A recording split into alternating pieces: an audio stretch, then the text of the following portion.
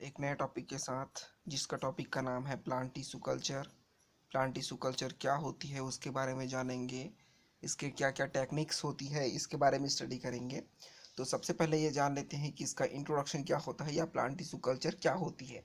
तो plant tissue culture वह प्रक्रिया होती है जिसके द्वारा हम प्लांट के किसी टिश्यूज़ को या ऑर्गन को या फुल प्लांट कंप्लीट को क्या कर सकते हैं, हम आर्टिफिशियल मीडिया में एसेप्टिक कंडीशन में क्या करते हैं, न्यू प्लांट का फॉर्मेशन करते हैं। दूसरा होता है इनवेट्रो कल्चर। ठीक है, तो इनवेट्रो कल्चर क्या होता है, विथ इन द ग्लास।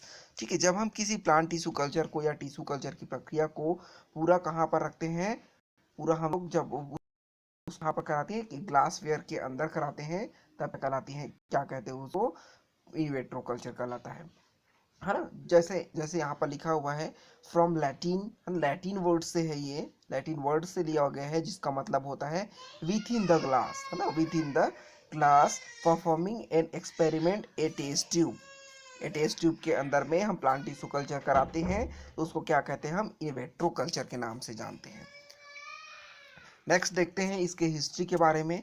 तो इसको सबसे पहले, है ना, प्लांट टिश्यू कल्चर को सबसे पहले हेबरलैंड नामक साइंटिस्ट ने दिया था, 1902 में दिया था। इसमें इन्होंने प्लांट टिश्यू कल्चर के बारे में पूरा एनालिसिस किया, पूरा कंप्लीट स्टडी की गई 1902 में। उसके बाद होता है जो कैलस कल्चर था ना, जो प्लांट टिश्यू कल्चर के कैलस, जो एक सिंगल सेल होती है, इस सिंगल सेल्स के माध्यम से जब मल्टीपल सेल्स या कॉपी आप बनाते हैं, इसको बोलते हैं कैलस। ठीक है, तो इस कैलस कल्चर को किसने दिया था, वाइट गट्सर एंड नोबेकॉर्ड नामक साइंटिस्ट ने दिया था, 1939 में दिया था। वहीं वहीं वहीं क्या, वहीं पर क्या किया, जो एंड नामक साइंटिस्ट ने दिया था 1964 में। फिर इसके बाद जो जो बात आती है प्लांट से किसी एसेप्टिक कंडीशन में, बोलते हैं कि कल्चर मीडिया में रखेंगे, है ना। कल्चर मीडिया जो होती हुई थी, सबसे पहला जिसको MS नामक साइंटिस्ट ने दिया था, और ये अपने ही नाम पर, है ना, MS मीडिया का फॉर्मेशन किया, जिसमें M का नाम होता है मुरासिक एंड S का मतलब होता है स्कूग। तो ये इसको हम मुरासिक स्कूग मीडिया कहते हैं, जो इन दोनों साइंटिस्ट ने मिलकर 1962 में दिया था। वहीं 1966 में स्टीवर्ट ने टोटीपोटेंसी ऑफ कैरेट प्लांट का फॉर्मेशन किया, टोटीपोटेंसी ऑफ कैरेट प्लांट का फॉर्मेशन।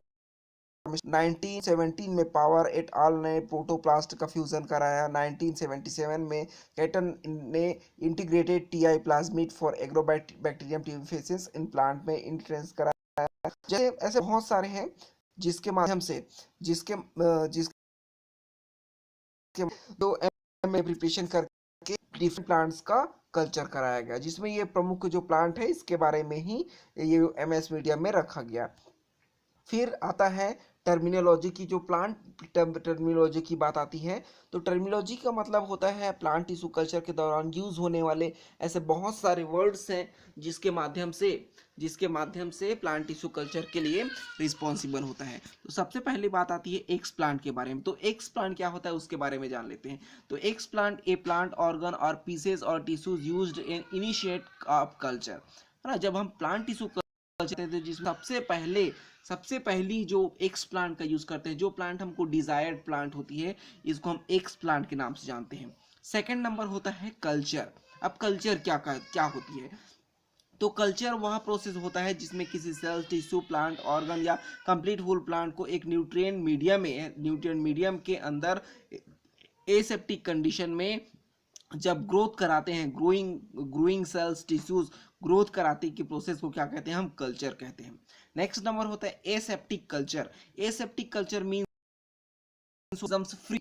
ठीक है, जब किसी कल्चर मीडिया को हम एसेप्टिक कंडीशन में, है ना, जहां पर माइक्रो ऑर्गेनिजम्स फ्री होती है, ऐसे स्थान पर जब कल्चर कराते हैं तो उसको एसेप्टिक कल्चर कहते हैं।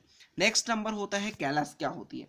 ठीक है, तो कैलस ए टिश्यूज अपेयरिंग, है ना, a tissues arising from disorganised proliferation of cells either in culture और in nature। ठीक है, तो इसका मतलब क्या होता है कि जब हम किसी प्लांट सेल का एक न्यूट्रिएंट कल्चर मीडिया में कैलस कैलस तैयार करते हैं या फिर मास ऑफ सेल तैयार करते हैं, उसी को कहा जाता है कैलस कहा जाता है। फिर नेक्स्ट में होता है सेल कल्चर। क्या होती है सेल कल्चर का मतलब ये होता है कि जब हम किसी आइसोलेशन आप एक प्रोटोप्लास्ट सॉरी सेल से है ना कंप्लीट वूल प्लांट से प्लांट के किसी एक सेल का लेते हैं और एक सेल के माध्यम से अब डिफरेंट टाइप्स के सेल का फॉर्मेशन करते हैं तो वो कहलाती है सेल कल्चर कहलाता है। दूसरा होता है टर्मिनेशन। टर्मिनेशन का मतलब होता है माइक्रो ऑर्गेनिज्म से फ्री। ठीक है, एक ऐसा पर्टिकुलर एरिया जो कि माइक्रो ऑर्गेनिज्म से फ्री होगा क्या कहलाएगा वो क्या कहलाएगा वो कंटर्मिनेशन या कंटर्मिनेशन फ्री कहलाएगी। ठीक है, यहाँ पर लेकिन यहाँ पर लिखा है कंटर्मिनेशन, तो कंटर्मिनेशन होता है अनवांटेड माइक्रो ऑर्गेनिज्म। ठीक है, अनवांटेड हम नहीं चाहते वो ऐसे माइक्रो ऑर्गेनिज्म जिस स्थान पर होता है उसको वो स्थान क्या कहलाता है कंटर्मिनेटेड एरिया कहलाते हैं, जहां पर ये माइक्रो ऑर्गेनिजम्स होते हैं वो पाए जाते हैं। ठीक है, दूसरा होता है नेक्स्ट नंबर होता है सब कल्चर। सब कल्चर का मतलब होता है मेन कल्चर से छोटे छोटे सेगमेंट्स के रूप में बनाना सब कल्चर कहलाता है, जिसको ट्रांसफर द टिश्यूज और एक्सप्लांट इनटू फ्रेश मीडिया, है ना। जो टिश्यूज होती है ना, जिसको सिंगल सेल कल्चर होता है, सिंगल सेल से कैलस बनाते हैं, कैलस बनाने के पश्चात उसको जो कि मास ऑफ सेल होती है जिसको छोटे छोटे पश्चात उसको हम एक एक्स प्लांट में डालते हैं, जो सब छोटे छोटे टेस्ट ट्यूब के अंदर डालते हैं तो वो कहलाता है सब कल्चर कहलाती है। नेक्स्ट होता है रीजनरेशन। रीजनरेशन का मतलब होता है पुनः निर्माण, जिसमें हम किसी प्लांट के सेल्स को या किसी ऑर्गन्स को लेकर कंप्लीट उसका मार्फोजेनेसिस करके, है ना, कंप्लीट मार्फोजेनेसिस करके एक न्यू प्लांट में डेवलप कराते हैं, रीजनरेशन कहलाती है। फिर नेक्स्ट नंबर होता है डिफरेंशिएशन है उसके कंप्लीट स्ट्रक्चर में होने वाले चेंजेस, है ना, कंप्लीट स्ट्रक्चर में होने वाले चेंजेस जिसको हम क्या बोलते हैं डिफरेंशिएशन बोलते हैं, डिफरेंशिएशन बोलते हैं। और अनडिफरेंशिएशन का मतलब कि जो अनडिफरेंशिएटेड जिसका स्ट्रक्चर कोई निश्चित आकार नहीं होता, जिसकी कोई साइज नहीं होती, उसको क्या बोलते हैं अनडिफरेंशिएटेड बोलते हैं। और उसी अनडिफरेंशिएटेड स्ट्रक्चर को कंप्लीट उसको उसके स्ट्रक्चर को कंप्लीट उसके मार्फोलॉजिकल स्ट्रक्चर को जब चेंज करते हैं तो वो कहलाती है डिफरेंशिएशन कहलाता है ना, डिफरेंशिएशन कराती है। अब यहाँ पर ये वाला था अभी जो बताया। ठीक है, अब ये डी डिफरेंशिएशन क्या होती है? डी डिफरेंशिएशन वे चीज होती है जिसको हम डिफरेंशिएट नहीं कर सकते, जो पहचान नहीं कर सकते उसको क्या बोलेंगे डी डिफरेंशिएशन। लेकिन जिसको हम कंप्लीट रूप से उसका मार्फोलॉजिकल उसके एनाटॉमिकल पूरा अलग अलग पहचान कर सकते हैं तब क्या बोलेंगे उसको डिफरेंशिएशन बोलेंगे। तो ये होता है डी डिफरेंशिएशन। नेक्स्ट नंबर होता है माइक्रो प्रोपोगेशन। क्या होती है माइक्रो प्रोपोगेशन का मतलब होता है असेक्सुअल और vegetative propagation of A plant in vitro. ठीक है, दूसरा होता है ऑर्गेनोजेनेसिस। जब हम किसी प्लांट के किसी भाग का या differentiation of the organ culture को जब हम करते हैं तो क्या कहलाता है ऑर्गेनोजेनेसिस कहलाता है। प्लांटलेट का मतलब होता है जिस ऐसे प्लांट का एक ऐसा छोटा सा भाग जिसमें प्लांट के रूट एंड शूट का फॉर्मेशन होता है, रूट शूट का जर्मिनेशन होती है, उसको प्लांटलेट बोलते हैं। Somatic hybridisation. सोमैटिक हाइब्रिडाइजेशन का मतलब होता है नेक्स्ट है सोमैटिक हाइब्रिडाइजेशन। सोमैटिक हाइब्रिडाइजेशन का मतलब होता है the creation hybrid fusion of protoplast. जब हम किसी प्रोटोप्लास्ट का फ्यूजन करके एक न्यू हाइब्रिड प्लांट तैयार करते हैं या फिर प्लांट की किसी सोमैटिक सेल्स के माध्यम से एक न्यू प्लांट का फॉर्मेशन करते हैं तो कहलाता है वो सोमैटिक हाइब्रिडाइजेशन कहलाती है। नेक्स्ट होता है टोटीपोटेंसी। टोटीपोटेंसी का मतलब होता है प्लांट की एक ऐसा कैपेसिटी, प्लांट सेल के एक ऐसी कैपेसिटी जो एक प्रोलिफरेट करके एक न्यू प्लांट फॉर्मेशन कर सकता है, वो कहलाता है टोटीपोटेंसी। मतलब कि टोटीपोटेंसी प्लांट की एक ऐसा क्षमता होता है, एक ऐसा क्षमता होता है जिसके द्वारा प्लांट की किसी एक सेल, है ना, एक सेल एक कंप्लीट ऑर्गन को या फिर कंप्लीट प्लांट को डेवलप करा सकता है, टोटीपोटेंसी कहलाती है। Next transgenic plant. Transgenic plants वे प्लांट्स होते हैं जिसमें टू डिफरेंट टाइप्स के प्लांट को जेनेटिक इंजीनियरिंग के माध्यम से बनाया जाता है, ट्रांसजेनिक प्लांट कहलाती है। ट्रांसजेनिक प्लांट में प्रमुख दो डिफरेंट टाइप्स के प्लांट के जो रिक्वायर्ड जीन्स होते हैं, रिक्वायर्ड जीन्स होती हैं, इसको आइसोलेट किया जाता है और आइसोलेट करने के पश्चात इस दोनों को फ्यूज कराया जाता है, ये कहलाता है ट्रांसजेनिक प्लांट कहलाता है। अब जो नेक्स्ट नंबर आती है requirement of plant tissue culture. Plant tissue culture के लिए क्या क्या चीजें होती हैं वो यूज होता है। तो सबसे पहला होता है एप्रोप्रिएट टिश्यूज या फिर एक्सप्लांट, जिस एक्सप्लांट का यूज होता है। दूसरा इक्विपमेंट की जरूरत होती है, ग्लासवेयर की जरूरत होती है, सुटेबल ग्रो मीडिया की जरूरत होती है, एसेप्टिक एंड स्टेराइल कंडीशन की जरूरत होती है, एक कल्चर रूम और इनोकुबलेशन रूम की जरूरत होती है। ये है एक्सप्लांट के बारे में। ये एक्सप्लांट क्या होती है जनरली ऐसे प्लांट जिस को जहां से हम किसी चीज को या सेल्स को या टिश्यूज को या ऑर्गन को जिस प्लांट से हम आइसोलेट करते हैं या लेते हैं उसको कहते हैं हम एक्सप्लांट कहते हैं। दूसरा नंबर आता है इक्विपमेंट या फिर ग्लासवेयर्स के बारे में। तो ग्लासवेयर एक ऐसा स्थान होता है जो चीज जो हमारे प्रैक्टिकल में जो जितने भी प्रैक्टिकल्स में यूज होते हैं ग्लासवेयर कहलाता है। Glassware kept in the oven है ना, oven for drying at the 160 to 200 degree Celsius. हम जो ग्लासवेयर्स होती है इसको सबसे पहले स्टरलाइज कर लिया जाता है जो कि ओवन में रखा हुआ होता है 160 से 200 डिग्री सेल्सियस में। उसके बाद होता है double distillization for the purification of tap water by distillation process. तो जो टैप वाटर होता है या फिर जो प्रैक्टिकल में या प्लांट टिश्यू कल्चर के दौरान जो यूज होने वाले जो वाटर होती है उसको क्या किया जाता है, डिस्टिलेशन किया जाता है इस डबल डिस्टिलेशन यूनिट के माध्यम से। जिसमें जो वाटर होती है टैप वाटर होता है इसको distilled water has neutral pH, it is salt free. मतलब कि जो होते हैं जो टैप वाटर होता है उसको कंप्लीट रूप से क्या कर दिया जाता है, फ्री कर दिया जाता है, उसका पीएच न्यूट्रल कर दिया जाता है। ठीक है। दूसरा होता है, नेक्स्ट नंबर होता है रेफ्रिजरेशन। ठीक है। तो रेफ्रिजरेटर क्या होती है, जिसके द्वारा विटामिन एंड ग्रोथ हार्मोन जो निश्चित लो टेम्परेचर पर होती है, लेकिन हम लोग नॉर्मल स्थान पर हम टेम्परेचर को कंट्रोल नहीं कर सकते, इसलिए क्या कर सकते हैं हम उसको रेफ्रिजरेटर के माध्यम से उसको कोल्ड ट्रीटमेंट किया जाता है। उसके बाद होता है डिजिटल बैलेंस। जब हम कल्चर मीडिया तैयार करते हैं तो जो कल्चर मीडिया में यूज होने वाले डिफरेंट ऑर्गेनिक और इनऑर्गेनिक मॉलिक्यूल होती है जिसको एक निश्चित क्वांटिटी में नापा जाता है, इसलिए उसको डिजिटल बैलेंस का यूज करते हैं। नेक्स्ट होता है पीएच भी मेंटेन करना होता है, इसलिए पीएच मीटर। ऑटोक्लेव का यूज किया जाता है ग्लासवेयर एंड मीडिया स्टरलाइजेशन करने के लिए, है ना। इसके कंडीशन होता है 121 डिग्री सेल्सियस टेम्परेचर कर सकते हैं, 50 LP प्रेशर कर सकते हैं। इसको 20 मिनट तक जब करते हैं तब वो क्या होती है, स्टरलाइज हो जाती है। उसका ऑर्बिटल सेकर जो कैलस जो बना होता है, कैलस को छोटे छोटे टुकड़ों में तोड़ने के लिए हम ऑर्बिटल सेकर का यूज करते हैं, जिसमें हम ऑर्बिटल शेप में फ्लास्क को रखकर या टेस्ट ट्यूब में रखकर उसको पूरा कंप्लीट डिसोसिएट कर सकते हैं। नेक्स्ट नंबर होता है अब लेमिनर फ्लो। लेमिनर फ्लो होती है मुख्य टिश्यू कल्चर में सबसे मुख्य भाग होता है लेमिनर फ्लो का। देखते हैं क्योंकि इनोकुलेशन वह प्रोसेस होती है जिसमें हम किसी सेल को के एक कल्चर मीडिया से दूसरे कल्चर मीडिया में या फिर डायरेक्ट किसी कल्चर मीडिया में ट्रांसफर करते हैं, इनोकुलेशन का है। तो इसका जो होती है ना, जो लेमिनर फ्लो होता है जिसका यूज किसके लिए करते हैं हम, इनोकुलेशन करने के लिए करते हैं।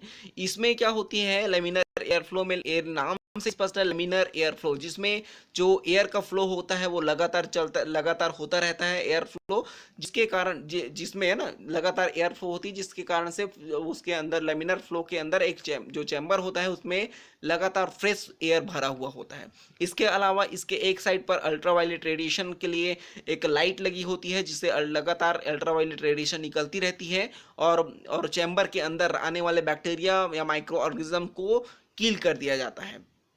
तो नेक्स्ट होता है जो कल्चर मीडिया। ठीक है। दो न्यूट्रिएंट या फिर कल्चर मीडिया होती है वो किस तरीके से होते हैं या फिर उसमें क्या क्या कंपोनेंट्स होते हैं। तो culture media composed of inorganic and organic nutrient culture media होती है जिसमें organic compound, inorganic compound, nutrients, vitamins या फिर डिफरेंट टाइप्स के प्लांट हार्मोन्स होते हैं वो प्रेजेंट होते हैं।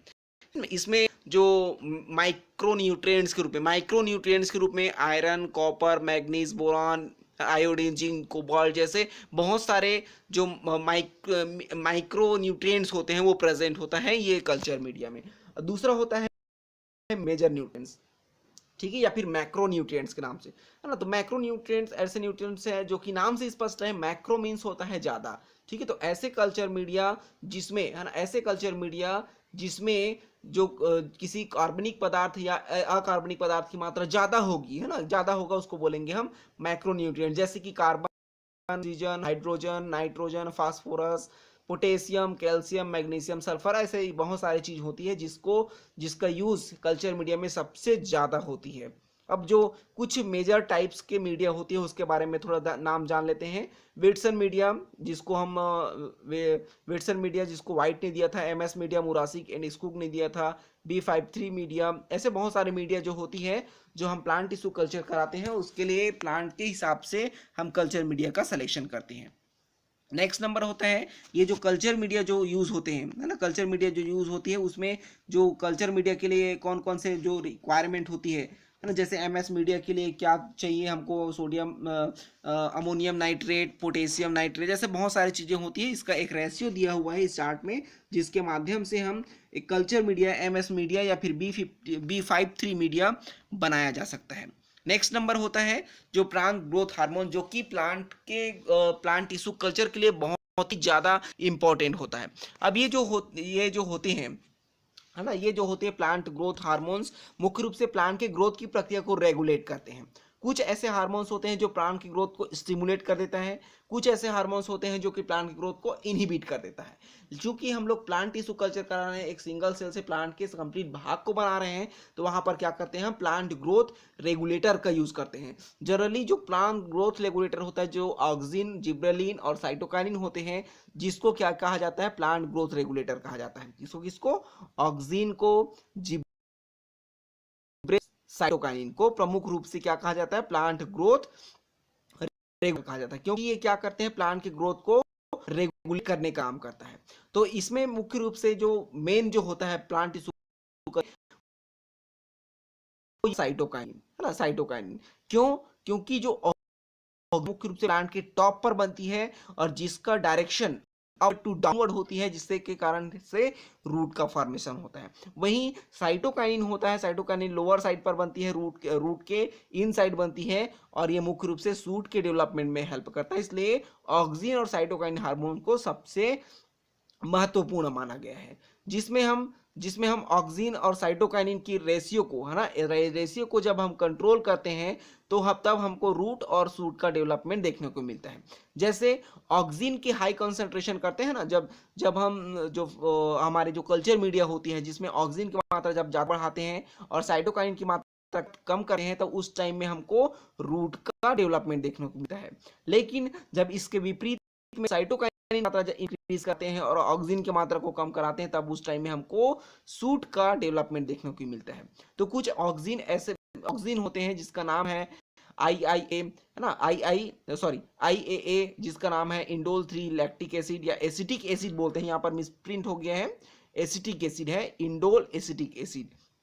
NAA नेप्थिलिन एसिटिक एसिड, है ना। नेक्स्ट 2,4-D है, वही वैसे ही IB3 है। वैसे साइटोकाइनिन के भी अलग अलग भाग होते हैं जिसमें बहुत सारे पार्ट्स दिया हुआ है। नेक्स्ट नंबर देखते हैं, जो कल्चर मीडिया होती है, जो इनोकुलेशन कराते हैं, तो हमको इस तरीके से हम जो यहाँ पर दिखाया गया है डायग्राम के माध्यम से, कि इस तरीके से हम एक लैमिनर एयर फ्लो के साइड में एक टेबल होती है जहां से हम क्या कर सकते हैं, इनोकुलेशन कराते हैं। ये होता है कल्चर रेंज, जिसमें हम किसी प्लांट टिश्यूज को रखा जाता है कल्चर के फॉर्म में। उसके बाद होता है steps of plant tissue culture, जिसमें सबसे पहले क्या करते हैं, हम एक एक्सप्लांट लेते हैं। एक्सप्लांट लेने के पश्चात उसको वहां पर कल्चर मीडिया तैयार करते हैं। जैसे ही कल्चर मीडिया तैयार हो जाती है, जो सेलेक्टेड किए हुए एक्सप्लांट के किसी भाग को क्या किया जाता है, लिया जाता है, और लेने के पश्चात में उसको हम सरफेस स्टेलाइजेशन करके या फिर उसको स्लाइस कर कंप्लीट साफ सुथरा करके क्या कर दिया देते हैं, उसको कल्चर मीडिया में डाल देते हैं। जैसे यहाँ पर लिया है selection of a suitable explant, जो हमारे अनुसार से क्या कर सकते हैं, उसको क्या कर सकते हैं, उस कल्चर मीडिया ले सकते हैं। लेने के पश्चात में क्या करते हैं, लेने के पश्चात में उसको सरफेस स्टरलाइजेशन करते हैं, सोडियम हाइपोक्लोराइड से या फिर मर्क्यूरी क्लोराइड से क्या कर लिया जाता है, उसको स्टरलाइज कर लिया जाता है। स्टरलाइज करने के पश्चात में जो एक्सप्लांट लिए रहते हैं और जिसको हम क्या कर देते हैं, जो प्रिपरेशन ऑफ कल्चर मीडिया तैयार किए रहते हैं, उसमें इनोकुलेट कर दिया जाता है, जिसमें क्या, जिसको पहले बता चुके हैं, transfer of explant nutrient media under aseptic condition. Aseptic condition में लेमिनर, है ना, एसेप्टिक कंडीशन मतलब लेमिनर एयर फ्लो की बात आ रही है। लेमिनर एयर फ्लो के अंदर में एक्सप्लांट को कल्चर मीडिया में ट्रांसफर करने की प्रोसेस इनोकुलेशन कहलाता है। उसके बाद करते हैं उसको इंक्यूबेशन। इंक्यूबेशन इसलिए करते हैं क्योंकि वहां पर इंक्यूबेशन इसलिए किया जाता है क्योंकि जो प्लांट टिश्यू कल्चर जो होती है, टेम्परेचर पर, एक निश्चित लाइट इंटेंसिटी पर होती है, जिससे प्लांट टिश्यू कल्चर का एक न्यू प्लांट का फॉर्मेशन होता है। इसलिए क्या किया जाता है, इंक्यूबेशन किया जाता है। आफ्टर इंक्यूबेशन हार्मोन्स जब रेशियो चेंज करते हैं, तब उसमें रूट रूट का डेवलपमेंट हो जाती है, जिससे के कारण से एक न्यू प्लांट का फॉर्मेशन हो जाता है, जिसको हम क्या बोलते हैं, रीजनरेशन बोलते हैं। रीजनरेशन करने के पश्चात में एक प्लांट जो प्लांट बना हुआ रहता है, इसको क्या करते हैं, हम किसी दूसरे पर लगा देते हैं, उसको क्या कर दिया जाता है, उसको प्लांटेशन कर दिया जाता है, जिससे एक न्यू प्लांट का प्रोडक्शन आता है। तो ये है आपके प्लांट स्टेप्स। स्टेप के बाद में हम लोग देखते हैं जो प्लांट टिश्यू कल्चर होती है, जो इसको कितने भाग में बांटा जा सकता है। प्लांट है जिसके आधार पर जैसे एम्ब्रियो का कल्चर कर सकते हैं, सीड का कल्चर कर सकते हैं, प्रोटो का कल्चर कर सकते हैं, प्लांट के किसी मेरिस्टेमेटिक टिश्यूज को लेकर हम कल्चर करा सकते हैं, पोलेन कल्चर करा सकते हैं, है ना, कैलस कल्चर करा सकते हैं, सेल कल्चर करा सकते हैं, एंथर कल्चर करा सकते हैं। इन्हीं स्टेप्स का फॉलो करते हुए, इन स्टेप्स का ध्यान में रखते हुए क्या कर सकते हैं, हम जो कल्चर मीडिया में हम क्या कर सकते हैं, प्लांट टिश्यू कल्चर करा सकते हैं। तो इसके बाद देखते हैं कि ये ऑर्गेनोजेनेसिस नाम आया था। ठीक है, तो ऑर्गेनोजेनेसिस क्या होती है उसके बारे में थोड़ा जान लेते हैं कि ऑर्गेनोजेनेसिस का मतलब होता है कि ऑर्गन्स का डेवलपमेंट, ठीक है, ऑर्गन का डेवलपमेंट होगा, उसको ऑर्गेनोजेनेसिस कहेंगे। वहीं सोमैटिक एम्ब्रियोजेनेसिस में क्या होगा, प्लांट की किसी सोमैटिक सेल्स को लेकर जब हम कल्चर कराते हैं तो सोमैटिक सेल कल्चर कराती है, जिसको इस डायग्राम आपको मिला है। इसके बाद नेक्स्ट नंबर सोमैटिक एम्ब्रियोजेनेसिस के बाद में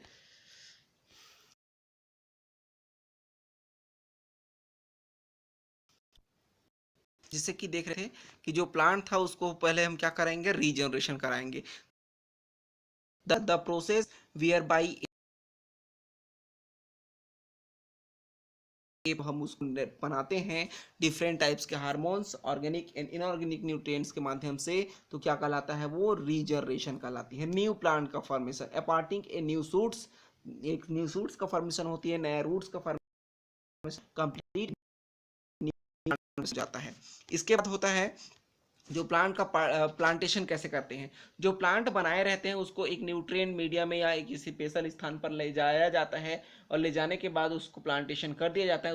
उसके बाद उसका मेजरमेंट करते हैं कि वो प्लांट है कितना ग्रोथ कर रही है, और उसके ग्रोथ के अकॉर्डिंग प्लांट के लिए ऑर्गेनिक और इनऑर्गेनिक मीडिया को इस जो सॉइल रहती है उसके अंदर में डाला जाता है, और डालने के पश्चात ये देख वो कितना ग्रोथ हो रहा है। इसके बाद है नेक्स्ट नंबर, प्लांट टिश्यू के लिए क्या क्या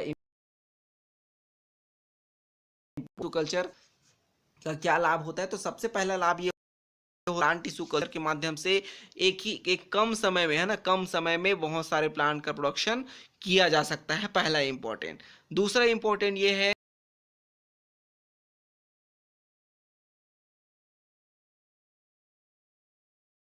प्लांट या रेजिस्टेंस हाइब्रिड प्लांट का प्रोडक्शन होता है ना, इसके माध्यम से हम हाइब्रिड प्लांट का प्रोडक्शन करा सकते हैं, है ना। इसके अलावा ऐसे बहुत सारे इसके लाभ हैं, जिसके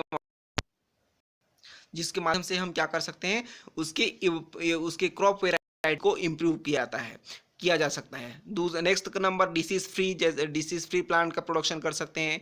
ऐसे प्लांट जिससे हमको सेकेंडरी मेटाबोलाइट्स सबसे ज़्यादा प्राप्त होती है, उन सेकेंडरी मेटाबोलाइट्स उत्पन्न करने वाले प्लांट का यूज कर बनाया जा सकते हैं, है ना। Next number stress tolerant, salt tolerant, ऐसे प्लांट में ऐसे प्रतिरोधक क्षमता को उत्पन्न किया जा सकता है जो प्लांट के लिए इम्पोर्टेंट हो। बायो ट्रांसफॉर्मेशन कर सकते हैं, बायोसिंथेटिक पाथवे को एनालिसिस कर सकते हैं, हैप्लॉइड प्लांट का प्रोडक्शन कर सकते हैं। तो इस तरीके से प्लांट टिश्यू कल्चर जो होती है, जिसके द्वारा हम न्यू प्लांट का प्रोडक्शन एंड हाइब्रिड प्लांट का प्रोडक्शन किया जा सकता है।